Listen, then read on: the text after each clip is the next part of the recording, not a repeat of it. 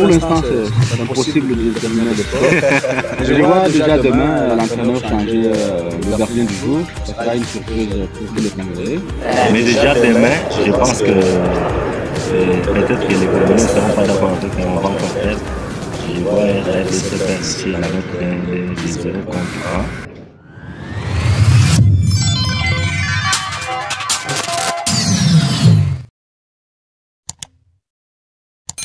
Très chers téléspectateurs, bonjour, salut à toutes et à tous, ça dépend du lieu où vous nous accordez votre hospitalité. Nous sommes en Mbutatimini officiel, nous émettons au cœur de la province du Kasaï centrale, au centre de la République démocratique du Congo. Nous sommes contents de vous revoir encore une fois de plus sur ces plateaux, ces jours où nous parlons de Planète Foot.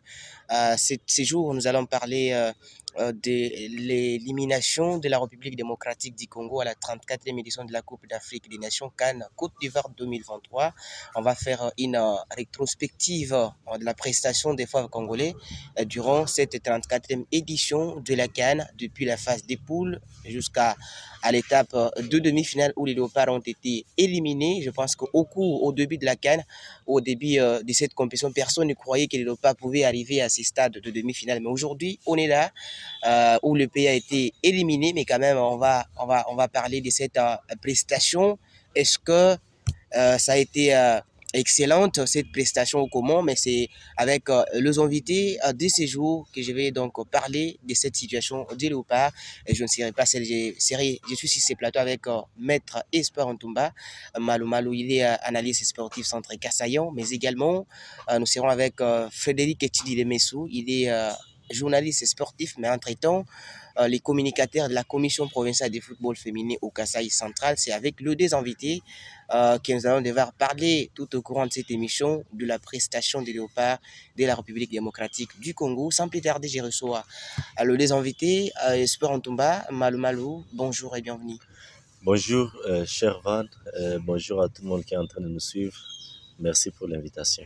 Merci beaucoup d'être avec nous, Maître Espoir. Frédéric Etudi-Lemessou, je rappelle que vous êtes journaliste sportif, mais également les communicateurs de la Commission provinciale du football féminin du Kasaï occidental. Merci d'être avec nous ces jours. Bonjour Van, bonjour à tous les amis qui nous suivent en ce moment. Je suis très heureux de cette invitation.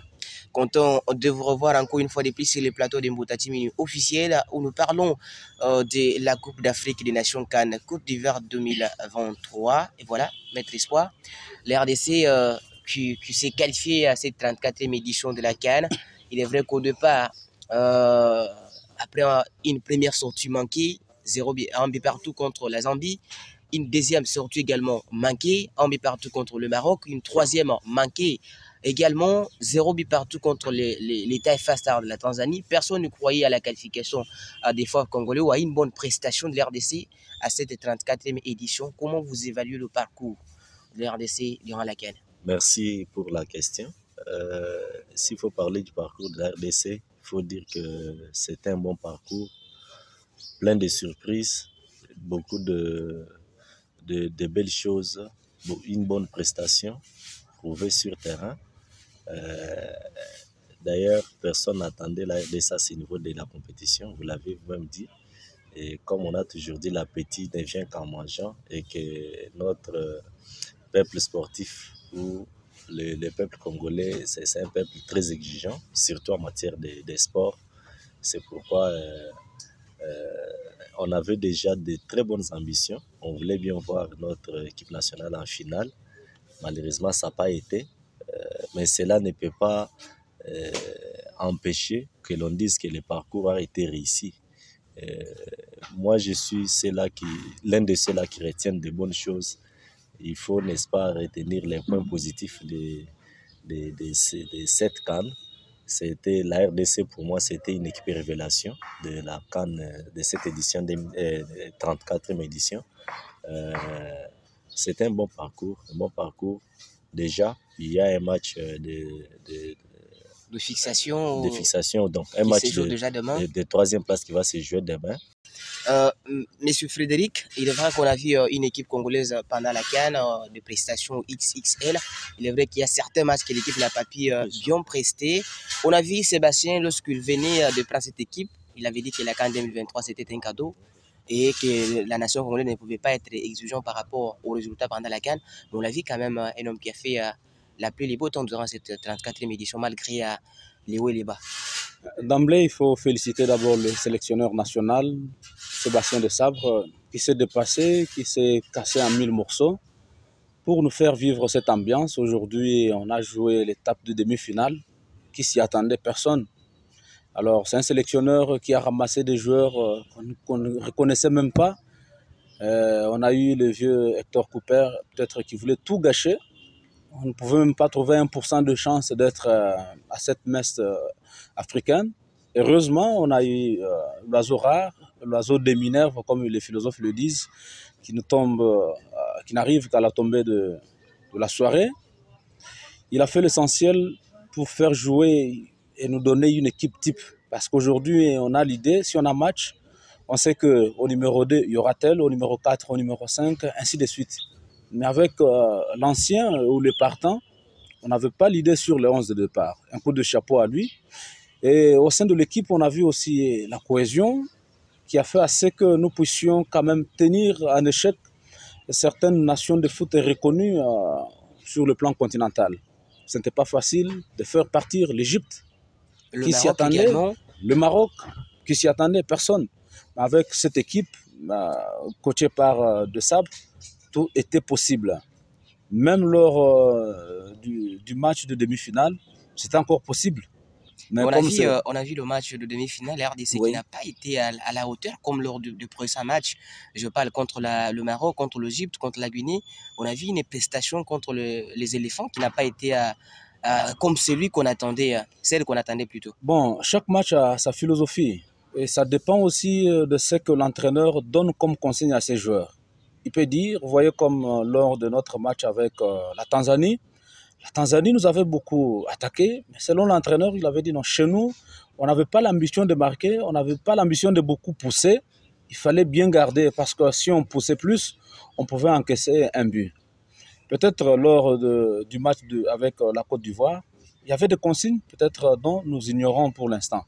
Mais quand même, sur le plan de jeu, l'essentiel a été donné. Si on était une petite équipe, la Côte d'Ivoire pouvait nous donner même 3 buts, 4 buts, ainsi de suite. Mais il y a eu seulement une seule occasion, un but. Moi, je dirais que c'est un but bête parce que si du moins le gardien était resté dans sa cage, peut-être ça ne pouvait pas arriver. Et aussi, le monsieur qui a marqué n'était pas bien surveillé par Yunonga et aussi Kaloulou. Vous voyez, ce qui est arrivé est déjà arrivé. Ils ont loupé presque beaucoup d'occasions. Et de notre côté, encore avec les attaquants, bon, on a vu un Bakambu extraordinaire parce que Bakambu a eu même à dribbler. Bakambu venait même récupérer les ballons, monter avec, c'était un plus. Mais la chance n'était pas du côté RDC. Côté congolais. Mais rien n'est encore perdu. Nous avons un match déjà ce samedi avec l'Afrique du Sud. On revient sur ça. Oui, Maître Espoir, RDC Côte d'Ivoire, c'était un match beaucoup attendu par beaucoup de milliers de Congolais. Beaucoup de gens s'y sont procurés des maillots, des léopards, les léopards qui ont porté le brassard noir pour la guerre à l'est de l'RDC. Alors, on a vu ces matchs RDC Côte d'Ivoire. Qu'est-ce qui n'a pas marché dans ces matchs selon vous? L'équipe qui perd petitement 1-0, un but, comme Frédéric venait de le dire, sur une mauvaise lecture du gardien de but. Qu'est-ce qui n'a pas été à la hauteur dans ces matchs contre l'RDC et la Côte d'Ivoire? Merci. Je pense que les matchs RDC Côte d'Ivoire, c'était les mauvais matchs de la RDC dans cette édition. J'ai suivi tous les matchs de la Zambie, Tanzanie, Maroc, contre l'Égypte. Je pense que c'était les matchs où le Léopard n'était pas vraiment à la hauteur, quoi. Déjà, au niveau de la médiane, il y a eu beaucoup de lacunes. On était bouffé dans la médiane par l'équipe adverse. C'était même les points les plus forts des Ivoiriens, c'était la médiane. Vous avez vu Charles Piquel qui a était très agité depuis très agité, qui a beaucoup tâtonné, qui a commis beaucoup de fautes. À la hauteur. Et aussi les choix de Kakuta, c'est les choix de l'entraîneur, mais en tant qu'observateur du football, moi je pense que c'était risqué. Il fallait le laisser sur le banc parce qu'il revenait, mais pas à 100%. Il fallait peut-être titulariser Bongonda, que Kakuta plus jeune en deuxième période. Mais malheureusement, il a préféré commencer avec lui. Et vous voyez, au fur et à mesure que les matchs progressaient, il ne faisait que disparaître. Il a commencé à la première minute, petit à petit, jusqu'à disparaître complètement pendant toute la première période, raison pour laquelle il a été remplacé vite pendant la mi-temps. Et ben, s'il faut tout dire, j'ai trouvé la médiane, c'est ça notre point faible de ces matchs-là. La médiane n'était pas à même de donner la victoire aux femmes congolaises. Pas la victoire, de donner des passes, donc de livrer les ballons aux attaquants. Ce qui veut dire, ce qu'il y a, n'est-ce pas, poussé à une méforme de Wissa, qui avait du mal à toucher les ballons parce qu'il n'y en avait pas. Il fallait qu'il vienne se débrouiller. Bakambu qui a été très bon, qui venait décrocher. Meshak aussi. Donc, les attaquants étaient en souffrance, n'avaient pas de ballon parce que toutes les lignes étaient coupées au niveau de la médiane par les Ivoiriens. Ça, c'est un aspect sur terrain. Mais en dehors du terrain, on a aussi perdu en psychologie parce que ça, on ne doit pas se refuser de le dire. On était au milieu. Tantôt, il faut jouer totalement au football ou tantôt, il faut passer les messages à l'Est. À l'Est du pays. Donc, moi si c'était moi qui gérais le football, si c'était moi qui était ministre des Sports, je pense que l'idée de faire porter aux garçons les brassards noirs et faire des signes pour prouver qu'il y a de la guerre à l'Est. À l'Est du pays, ça a eu un impact sur l'équipe. Oui, ça a eu un impact moral sur l'équipe. Vous voyez, même les joueurs disent on a perdu, mais on a passé les messages qu'on voulait passer. Quel était l'objectif de cette CAN? Donc, l'idéal était de passer le message qui remportait moi, je le me match. dis, l'objectif était de passer les messages ou se qualifier en finale. Et ce sont des garçons à qui on a dit faites ça, et ils ont fait. Moi, je pense que c'est la faute à l'auteur moral de cette histoire-là. Il y a plusieurs façons de passer les messages. Je crois qu'il ne fallait pas seulement passer par le match très capital comme ça, c'est toute une histoire. La guerre à l'Est peut s'arrêter au jour et le lendemain, c'est la politique. Mais les matchs, ça devrait rester dans l'histoire. Imaginez qu'on s'est qualifié pour la finale, et qu'on joue on remportait cette coupe, ça reste dans l'histoire. Alors, je crois qu'il ne fallait pas le faire. C'est là aussi a eu un impact négatif sur le mental des joueurs qui avaient une énorme pression de passer les messages de la guerre à l'Est. Voilà, merci beaucoup, Maître Espoir. Frédéric Tudilé, la République démocratique du Congo n'a pas encore tout perdu. Il reste encore un match de classement. C'est déjà demain, c'est samedi. La RDC qui va affronter le Bafana Bafana de l'Afrique du Sud pour une place de la troisième. Voilà, une troisième place, un match de classement. Donc ramener quand même le médaille de bronze à la maison comme en 2015, ça serait peut-être une bonne chose. Comment vous voyez ce match RDC Afrique du Sud, tellement qu'on a vu une équipe sud-africaine qui a également fait tout ce qu'il fallait devant une équipe nigérienne, malgré la défaite à la séance fatidique des tours au but. Comment vous voyez le match RDC Afrique du Sud demain? C'est un match qui aura beaucoup de tension parce que l'Afrique du Sud va devoir donner toutes les énergies possibles afin de rafler cette troisième place. La RDC aura aussi le même souci. Mais si l'entraîneur se remet et redonne la confiance à ses poulains, j'espère que ça va marcher. Rien n'est encore perdu. Mais le grand souci chez notre entraîneur, c'est que il opère le changement toujours tardivement. Je me demande pourquoi. Il a des cartouches sur le banc, mais qui sont toujours gardées. Vous voyez le type Diangana. On l'a vu une seule fois. Ouais. Et pourquoi le garder toujours sur le banc? Je me demande. Il y a un Foulou, c'est un bon joueur aussi, mais qui est gardé sur le banc, pourquoi? Si longtemps que nous avons besoin de jeunes, nous avons besoin de nouvelles figures qui doivent apparaître et laisser aussi leur histoire dans le football congolais. Alors déjà demain, si les Congolais se prennent au sérieux, avec ce qu'ils ont eu comme parcours tout au long de cette CAN, vous avez vu l'unique défaite, c'est celle enregistrés avec la Côte d'Ivoire tout au long de leur parcours. Ils ont un bilan qui est on dirait largement positif parce que perdre un match sur autant joué, c'est pas donné à tout le monde. Et aujourd'hui, il y a de grandes nations, je reviens sur ce mot parce que le Maroc qui est maintenant à la maison, la Tunisie qui est à la maison, l'Égypte qui est à la maison, ils ont des attaquants plus que ceux qui sont chez nous, en République démocratique du Congo. Mais déjà demain, nous devons maintenant le prouver à la face du monde que nous sommes les meilleurs. Enlever l'histoire de la guerre de l'Est. Enlever ça déjà et jouer le match. Parce que dans le foot, on vient pour jouer, on ne vient pas pour lancer des messages.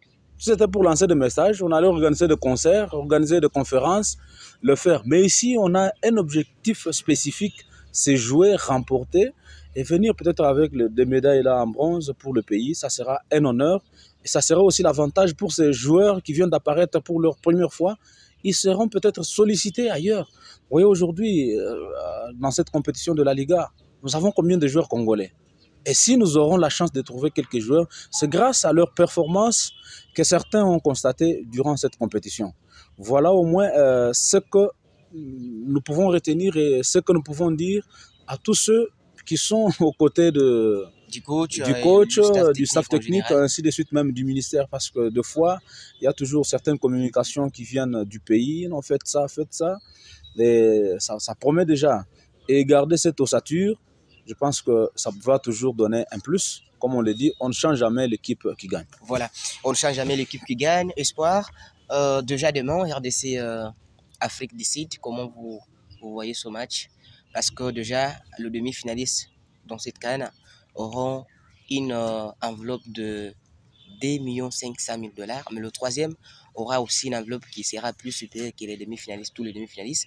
Comment vous voyez ce match? Faudra-t-il se concentrer pour gagner ou soit il fallait toujours s'arrêter à ces niveaux bien tellement qu'on est déjà, on dirait déjà éliminé, mais il fallait quand même aller se battre pour une troisième place? Voilà, je pense que comme en 2015, il faut encore se battre pour une troisième place, ça serait mieux. Ça serait beaucoup un honneur pour ces grands pays de football qui est la RDC.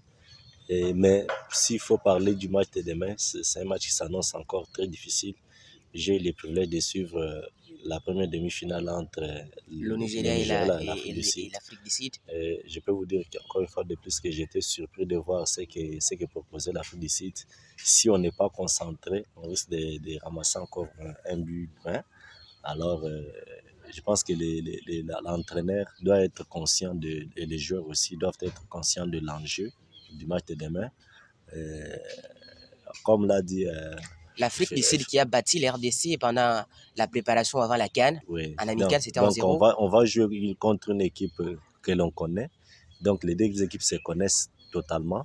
Mais il faut dire que pendant cette période, donc de la période de préparation jusqu'à la CAN, jusqu'à hier, les deux équipes ont totalement évolué. Parce que l'Afrique du Sud qui a joué avec la RDC en CAN, en préparation, voulais-je dire, n'est pas celle-ci. Il y a eu beaucoup de différences. Même la RDC s'est beaucoup améliorée. C'est qu'on va assister à un grand match de football. Ça sera une bonne rencontre. Mais encore une fois de plus, je ne suis pas très optimiste par rapport à ce qu'a proposé la RDC contre la Côte d'Ivoire. Je pense qu'on doit aller rechercher cette victoire dans les fonds. Y travailler vraiment, travailler avec beaucoup de sérieux. Sinon, on risque encore de ramasser un but. Voilà, on risque encore de ramasser un but. Quel score, Frédéric, par rapport à ce match? Bon, par rapport au score, moi je vois que là nous serons un peu pressés. Il fallait attendre le moment pour voir le match et l'évolution. Pour l'instant, c'est impossible de déterminer le score. Mais je vois déjà demain l'entraîneur changer le gardien du jour. Ça sera une surprise pour tous les Congolais. Au bois, on n'aura pas encore la chance de voir un Pansi. J'espère que déjà demain, vous allez me donner raison par rapport à cette nouvelle.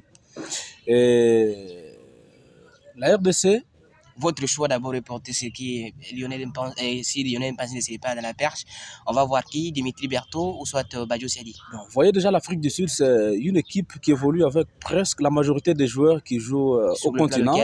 Et là, notre Badio Siadi maîtrise aussi ses attaquants. Ils ont joué ensemble. Mazembe avait battu l'équipe de l'Afrique du Sud à Lubumbashi, un but à rien. Et j'espère que si le choix va tomber sur ce gardien congolais qui évolue au championnat national, ça sera une très bonne chose parce que Lionel Mpasi ne connaît personne de ses joueurs, de ses attaquants. Il ne sait pas comment ils évoluent, comment ils frappent. Et le choix de Siadi, ça sera le meilleur pour moi. Fait que nous sommes à la fin. Merci d'être avec nous. Merci beaucoup, Shervan. Merci à mon co-débatteur Maître Espoir. Merci à tous les amis qui nous suivent et qui continuent à nous suivre sur cette chaîne. Nous sommes toujours disponibles pour venir répondre à vos invitations. Merci beaucoup, Maître Espoir. On est complètement à la fin de cette émission.